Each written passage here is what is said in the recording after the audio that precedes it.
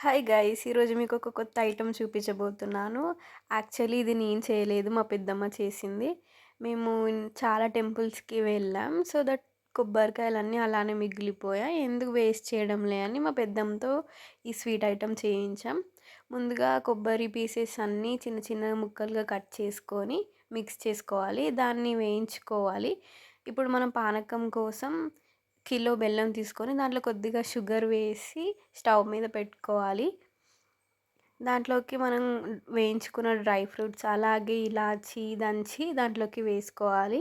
ఇక్కడ మనం పానకం వచ్చిందో లేదో చెక్ చేసుకోవడానికి వాటర్‌లో వేయాలి.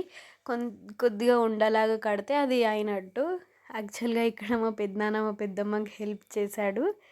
అండ్ ఇప్పుడు మనం ఆ పానకం ప్రిపేర్ అయిన తర్వాత మనం వేయించి పెట్టుకున్న కొబ్బరి కూడా దాంట్లో వేయాలి. ఇప్పుడు చిన్న చిన్న ఉండలుగా చేసుకోవాలి అంతే.